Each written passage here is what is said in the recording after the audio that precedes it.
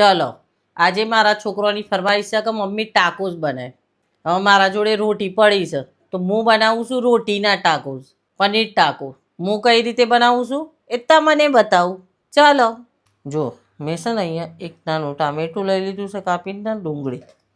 હવે અહીંયા છે ને મેં પનીર લીધું છે. આ મેં જાતે ઘેર જ બનાવેલું પનીર છે.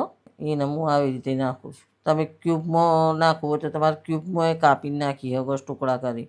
ઉપરથી હું નાખી થોડુંક એવું મીઠું અને થોડુંક લાલ મરચું. તમારા જોડે ચીલી ફ્લેક્સ હોય ને તો ચીલી ફ્લેક્સ નાખી હવે લાલ મરચાંના બદલે. અને થોડોક આ કાળા મરીનો ભૂકો અડધી ચમચી જેટલો. અને અહીંયા હું નાખું છું માયોનીઝ. માયોનીઝ 2 ચમચી ભરીને નાખી. હવે હું અહીંયા નાખું છું ચીઝ એ છીણી. જો તમારા જોડે મોઝરેલા ચીઝ હોય ને તો મોઝરેલા ચીઝ એ નાખી શકો. તો આપણે મિક્સ કરી લેવું. હવે અહીંયા મેં લીધી છે રાતની બચેલી રોટી. એના ઉપર હું લગાવીશ થોડીક એવી સોસ, જે ટમાટો કેચઅપ આવે છે ને એ. હવે આવી રીતે ચમચીથી એને ફેલાવી દે હું.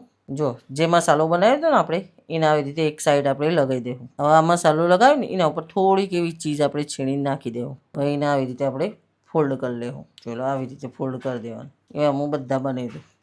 હવે જોઈ લો આ મેં બધા ટાકોસ ભરીને તૈયાર રાખ્યા છે.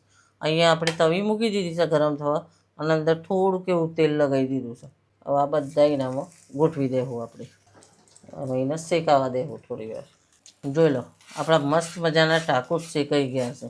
એકદમ ઉપરથી ક્રિસ્પી અને અંદરથી જો ચીઝથી એકદમ ભરપૂર.